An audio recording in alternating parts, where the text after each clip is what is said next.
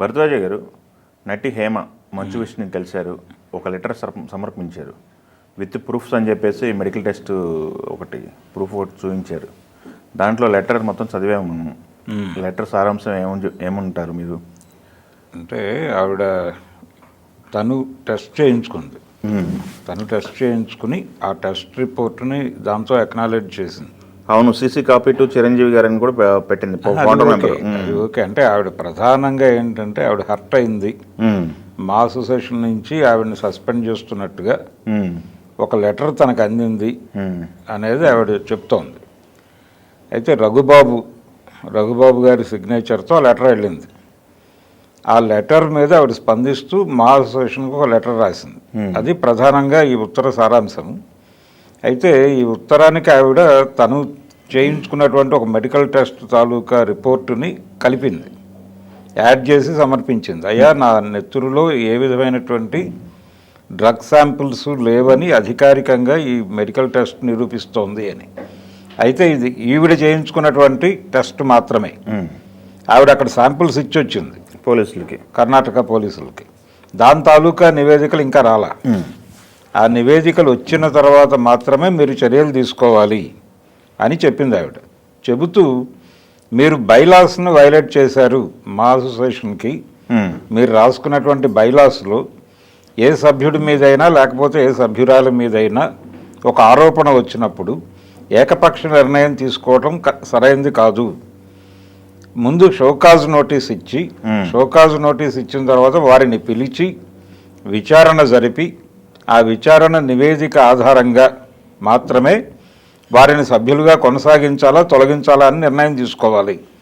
అంతే తప్ప ఏకపక్షంగా ఒక ఆరోపణ వచ్చింది కాబట్టి మేము తొలగిస్తున్నామని ప్రకటించడం సరైనది కాదు. అంటే ఇది అసోసియేషన్ బైలాస్కే కాదు, అసలు టోటల్గా ఏ అసోసియేషన్లోనైనా జరగాల్సినటువంటి విధి. దాన్ని మీరు వైలేట్ చేసి ముందుకెళ్ళారు. మా అసోసియేషన్ తప్పు చేసింది అని చెప్పేసి, మా అసోసియేషన్ తప్పు చేసింది నా వ్యవహారంలో అని కూడా చెప్పింది ఆవిడ. అదేదో నాకు ఇంటికి ఒక ఉత్తరం పోస్ట్ చేసేస్తే పని అయిపోయింది అనుకున్నట్టుగా బిహేవ్ చేశారు. అలా కాదు కదా, నన్ను పిలవాలి అని చెప్పింది ఆవిడ. అలాగే ఈ లెటర్లో ఆవిడ రేవు పార్టీకి వెళ్ళానని ఆరోపిస్తూ అని మొదలుపెట్టింది ఆవిడ మొదటి వాక్యమే. అంటే వెళ్ళారో లేదో క్లారిటీ లేదు, ఆవిడేమీ కన్ఫర్మ్ అవ్వలేదు, కన్ఫర్మ్ చేయలేదు. రెండోది కన్ఫెస్ కూడా అవ్వలేదు. ఆవిడ చాలా లీగల్గా ఆలోచించి డాక్యుమెంట్ చేశారు దాన్ని డ్రాఫ్ట్ చేసేటప్పుడు చాలా ఆలోచించే ప్రతి వాక్యము ఆచితూచి రాశారు. ఎందుకంటే తను నేరుగా మా అసోసియేషన్ మీద కొన్ని ఆరోపణలు కూడా చేశారు. అలాగే ఈవిడ మంచు విష్ణు గారు మొదట స్పందిస్తూ ఒక మాట అన్నాడు, ట్వీట్ చేశాడు. సపోర్ట్గా కాదండి, సపోర్ట్గా అని ప్రపంచం అనుకుంది కానీ సపోర్ట్ కాదు ఆయన చేసింది. అంటే ఎవరి మీదైనా ఆరోపణలు వచ్చినప్పుడు అదే మాట్లాడాడు ఆయన కూడా. ఆ బైలాస్లో ఉన్నదే మాట్లాడాడు. ఆరోపణ రావటం వారి మీద చర్యలు తీసుకోవటానికి ప్రాతిపదిక కాదు. ముందు వారితో మాట్లాడాలి, అధికారిక సమాచారం రావాలి, వచ్చినప్పుడు మాత్రమే నిర్ణయం తీసుకోవడం జరుగుతుంది. అప్పటి వరకు ఆవిడని నేరస్తురాలుగా అనుకోవడం కుదరదు అని చెప్పాడు ఆయన. అది సబబే. అంటే కోర్టులో చాలామంది ఏమనుకుంటారంటే కోర్టులో తీసుకెళ్ళి వాళ్ళకి రిమాండ్ విధించి రిమాండ్కి పంపించగానే అక్కడి నుంచి వాళ్ళు నేరం చేసినట్టుగానే ప్రపంచం మాట్లాడుకుంటుంది. కానీ వాళ్ళు రిమాండ్ ముద్దాయిలు మాత్రమే. రిమాండ్ ముద్దాయిలు నేరం చేసినట్టు కాదు, నేరం మోపబడిన వారిగానే చూడాలి వాళ్ళు. కోర్టులో విచారణ పూర్తయి శిక్ష పడినప్పుడు మాత్రమే కన్విక్టెడ్ ప్రిజనర్స్ని మాత్రమే నేరస్తులుగా పరిగణించాలి అని భారత న్యాయ శిక్షా స్మృతిలోనే ఉంది.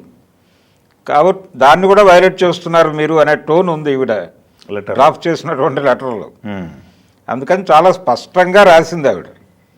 రాస్తూ అలా ఎలా తీసేస్తారు, పైగా నేను 30 సంవత్సరాల నుంచి నటిగా కొనసాగుతున్నాను ఈ పరిశ్రమలో అని చెబుతూ దశాబ్దానికి పైగా మా సభ్యురాలుగా ఉన్నాను అంది ఆవిడ. మాని నా సొంత తల్లిగా భావిస్తున్నాను అంది.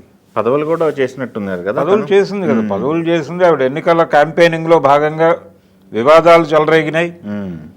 ఆవిడ కొంచెం వైలెంట్గా బిహేవ్ చేస్తారు ప్రచారంలో అని కూడా వార్తలు వచ్చినాయి ఆవిడ మీద. ఇవన్నీ ఓకే, కొన్ని ప్యానల్స్లో ఆవిడ కీలకమైనటువంటి పాత్ర నిర్వహించిన సందర్భం చూసాం మనం. అవును. అందుకని అవన్నీ ఓకే, అవన్నీ సభ్యులుగా ఉన్నప్పుడు వాళ్ళు చేసుకునేటువంటి ఇంటర్నల్ ప్రోగ్రామ్. అది కాకుండా ఇది బయట జరిగినటువంటి గొడవ అంటే ప్రెజర్ ఉంటుంది. ఇలాంటి ఆరోపణలు వచ్చినటువంటి ఆర్టిస్టుని మీరు ఎలా ఉంచుకుంటారు, అసోసియేషన్ జవాబుదారీతనం ఏమిటి అనేటువంటి ఆరోపణలు రావడం సహజమే. దాని మీద ఇమ్మీడియట్గా చర్యలు తీసుకోవాలి, అంతే తప్ప ఏకపక్షంగా బహిష్కరించడం కాదు. అలా కాకుండా వెంటనే ఆవిడ చెప్పిన పద్ధతిలోనే షౌకాజ్ నోటీస్ ఇచ్చి, అమ్మ నీ మీద ఈ ఆరోపణలు వచ్చాయి, బలానా 17వ తారీఖున మేము ఇక్కడ ఒక కమిషన్ వేశాము, మీరు ఆ కమిషన్ ముందు హాజరై మీ వాదన మీరు చెప్పుకోండి, దాన్ని బట్టి నిర్ణయం తీసుకోవడం జరుగుతుంది. వివరణ ఇవ్వండి. ఒకవేళ మీరు రాకపోతే ఏ కారణం చేత అయినా మీరు గైర్హాజరైతే అప్పుడు ఏకపక్ష నిర్ణయం తీసుకోవడం జరుగుతుంది అని ముందు ఒక షోకాజ్ నోటీస్ ఇవ్వాలి కదా. అది జరగల. ఓకే. దాన్నే ఆవిడ తీసుకుంది ఇప్పుడు పాయింట్గా. లీగల్ పాయింటే అది.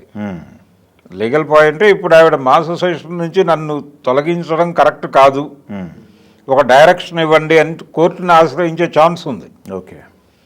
అది కూడా ఆవిడ దానిలో నర్మగర్భంగా చెప్పే ప్రయత్నం చేసింది. అయ్యా మీరు రాసుకున్న బైలాస్నే మీరు ఉల్లంఘించారు, దీన్ని ఒక అవకాశంగా తీసుకుని నేను లీగల్గా ప్రొసీడ్ అయితే ఏంటి పరిస్థితి అని ఒక వార్నింగ్ కాల్ కూడా ఉంది దానిలో ఇన్బిల్ట్. దీంతో పాటు ఆవిడ దీన్ని మా ఆవిర్భావ సందర్భంగా అధ్యక్షుడిగా ఉన్నటువంటి ఫౌండర్ ప్రెసిడెంట్ చిరంజీవి గారికి కూడా కాపీ పంపిస్తున్నాను అని పెట్టింది ఆవిడ కింద. CC2 చిరంజీవి గారు అని పెట్టింది. సో ఆవిడ ఆషామాషిగా ఈ ఉత్తరం రాయలేదు, కొంచెం సీరియస్గానే ఈ విషయాన్ని హ్యాండిల్ చేయాలని డిసైడ్ అయింది ఆవిడ. ఓకే. డిసైడ్ అయ్యా ఉత్తరం రాసింది. ఆవిడ నేరుగా తీసుకెళ్ళి అదేదో పోస్ట్లో పంపించడం కాదు, అవును ఆయనకు పోస్ట్లోనే వెళ్ళింది చిరంజీవి గారికి. అయితే ఈయనకు మాత్రం మంచు విష్ణు గారికి స్వయంగా వెళ్ళి అందజేసింది. పైగా ఆయన్ని పొగిడింది ఈవిడ. మీరు మొదట చేసిన ట్వీట్ కరెక్టే, ఆ స్పిరిట్ కరెక్టే, దాన్ని ఎందుకు తర్వాత క్యారీ చేయలేదు, మీ సభ్యులే ఎందుకు దీన్ని వైలేట్ చేశారు, ఎందుకు ఆ నిర్ణయం తీసుకున్నారు, ఎందుకు నా మీద చర్యలు తీసుకున్నారు వివరించాలి అనేది ఆవిడ డిమాండ్. కాబట్టి దీని మీద మా అసోసియేషన్ రెస్పాండ్ అవ్వాలి. రెస్పాండ్ అవ్వకపోతే ఆవిడ ముందుకి కదిలే అవకాశాలు ఉన్నాయి. ఆ విషయం ఆవిడ నర్మగర్భంగా చెప్పింది. అయ్యా నేను లీగల్గా ప్రొసీడ్ అవుతాను మా అసోసియేషన్ మీద, తర్వాత ఏమిటి పరిస్థితో మీరు ఆలోచించుకోవాలి అని. అంటే ఏకపక్ష నిర్ణయం జరిగింది అనే పద్ధతిలో ఒక సభ్యురాలు కానీ సభ్యుడు కానీ ఫీల్ అయినప్పుడు అప్పుడు కూడా వాళ్ళని పిలిచి మాట్లాడాలి వీళ్ళు. ఆల్రెడీ విష్ణు గారు మాట్లాడి ఉంటాడు ఈ విషయం మీద, మాట్లాడి తొందరపడద్దు మనం సముచిత నిర్ణయం తీసుకుందాము అని ఈయన కూడా ఒక వెసులుబాటు చూసుకుని బెంగళూరు ల్యాబ్ నుంచి అంటే పోలీసులు ఈవిడ నుంచి తీసుకున్నటువంటి శాంపిల్స్ తాలూకా నివేదిక వచ్చే వరకు విషయాన్ని డ్రాగ్ చేసే ప్రయత్నం జరుగుతుంది ఇప్పుడు. ఓకే. డ్రాగ్ చేసి ఆ నివేదిక వచ్చిన తర్వాతే నిర్ణయం తీసుకుంటాము, ఈ లోపల తొందరపడద్దు లాంటి అనునయ వాక్యాలు ఏవో చెప్పుంటారు పొద్దున. దాని మీద ఆవిడ ఎలా రియాక్ట్ అవుతుంది అనేది చూడాలి. ఓకే. అది పర్సనల్ గొడవ, కానీ లీగల్గా వెళ్ళటానికి ఆవిడకి స్కోప్ అయితే ఉంది. ఓకే. ఆ స్కోప్ ఉంది, ఆ గ్రౌండ్ ఎస్టాబ్లిష్ చేసింది ఆవిడ ఆ లెటర్లో. అందుకని దాన్ని ఆషామాషి ఉత్తరంగా తీసుకోవటం కుదరదు. కొంచెం కాన్షియస్గానే పట్టించుకోవాలి ఎవరైనా సరే. ఏదేమైనా హేమ గారు ఆవిడ రేవు పార్టీలో పాల్గొన్న విషయం కానీ పాల్గొనని విషయం కానీ స్పష్టపరచలేదు. దానిలో కేవలం ఆరోపణ అని మాత్రమే చెప్పారు. ఆరోపణ అయితే ఆవిడ ఎందుకు వెళ్ళి శాంపిల్స్ ఇవ్వాల్సి వచ్చింది, దానికి ముందు ఆవిడ మిస్లీడ్ చేస్తూ కొన్ని వీడియోలు పెట్టారు. ఆ వీడియోల కథ ఏమిటి, ఇలా చాలా విషయాలు ఉన్నాయి ఈ గొడవలో. ఆవిడ వైపు నుంచి జరిగిన తప్పులు కూడా ఉన్నాయి. కానీ ఎప్పుడైనా సరే అవతల వాళ్ళు తప్పులు చేశారని మనము తప్పులు చేయటం కాదు కదా. వీళ్ళు తప్పులు చేయకుండా అవతల వాళ్ళ తప్పుల్ని జడ్జి చేయాల్సి ఉంటుంది ఒక అసోసియేషన్ అన్నప్పుడు. ఆ పాత్ర నిర్వహించలేదు అని ఆవిడ బ్లేమ్ చేసే అవకాశం కల్పించారు. ఆ కల్పించడం మీద ముందు మా అసోసియేషన్లో చర్చ జరిగి ఆ తర్వాత ఆవిడ మీద ఏం చేయాలి, ఆవిడని ఎలా హ్యాండిల్ చేయాలి, ఈ ఉత్తరానికి ఎలా సమాధానం చెప్పాలి అనేది వాళ్ళు ఆలోచించుకోవాలి. ఇది ఒక రోజుతో 2 రోజులతో అయ్యే పని కాదు, ఇది టైం తీసుకుంటుంది. ఈ టైం టేకింగ్ ప్రాసెస్లో ఆవిడకి ఆ రిపోర్ట్ కూడా వచ్చేస్తే అప్పుడు అధికారికంగా ఒక మాట చెప్పొచ్చు అని వాళ్ళ వ్యూహం. మంచు విష్ణు గారు అందుకనే ఏం మాట్లాడకుండా అలా సైలెంట్గా లెటర్ తీసుకుని 4 అనునయ వాక్యాలు చెప్పి ఆవిడని పంపించేసి ఉంటాడు. ఓకే, చూడాలి ఏం జరుగుతుందో.